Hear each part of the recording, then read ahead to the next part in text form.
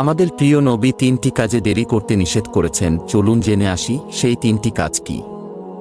রাসূল সাল্লাল্লাহু আলাইহি ওয়াসাল্লাম ইরশাদ করেন, হে আলী, তিনটি কাজে কখনো দেরি করবে না।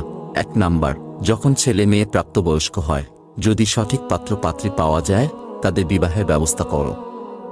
ছেলে মেয়েদের যত তাড়াতাড়ি বিবাহের ব্যবস্থা করা যাবে, ততই তারা ব্যভিচার জিনাহ থেকে বাঁচতে পারবে।